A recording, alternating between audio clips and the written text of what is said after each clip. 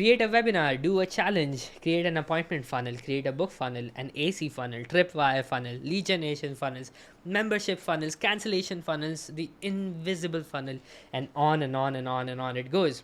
There are so many different funnels out there, but which one funnel will work the best for you?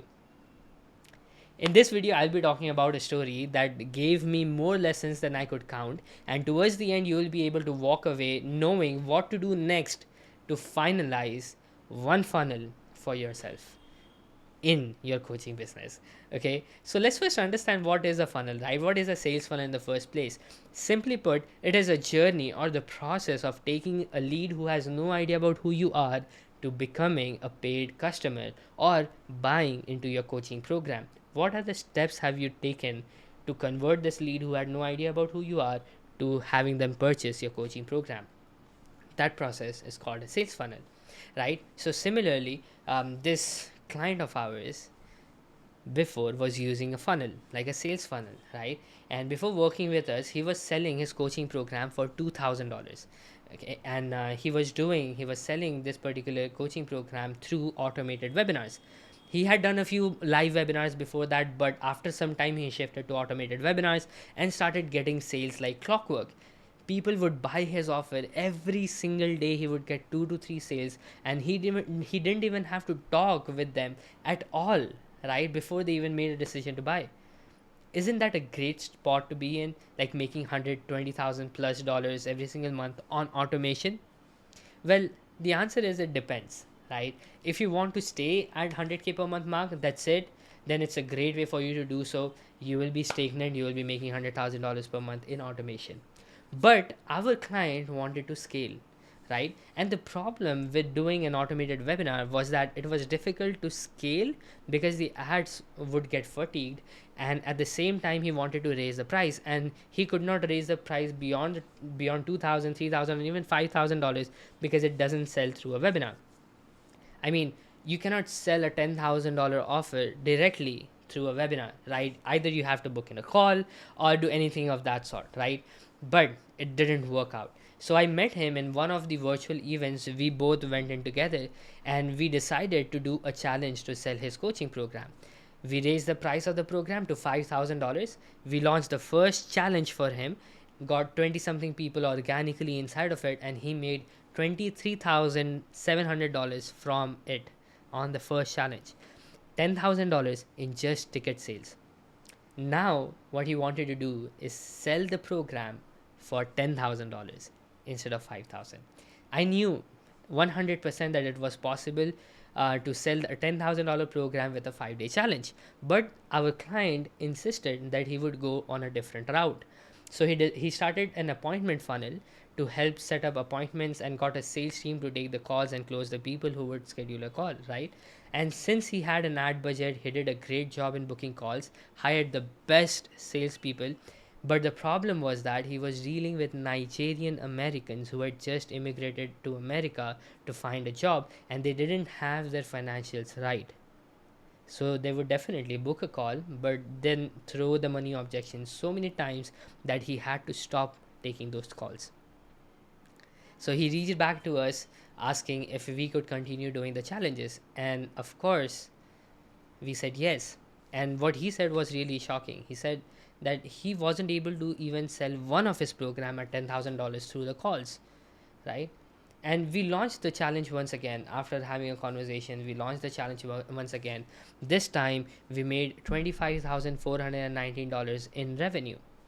We started figuring out the marketing and raised our challenge ticket prices from $97 in general admission to $197 in general admission, $497 for the VIP, and $697 for the platinum ticket.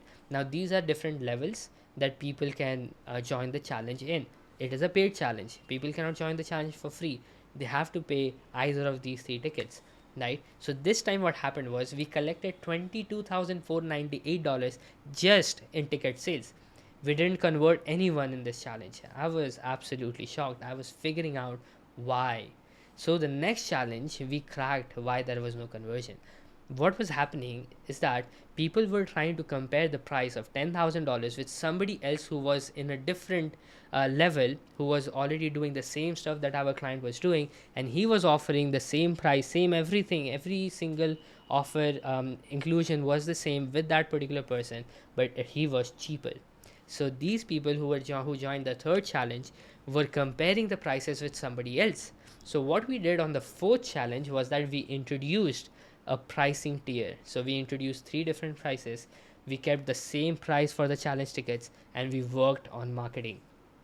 Close to 150 people joined, and the revenue we collected from that was $440,000. I know, right? The next challenge we did, even better, close to 220 people joined, over $570,000 in revenue. Here's the best part. Listen very closely.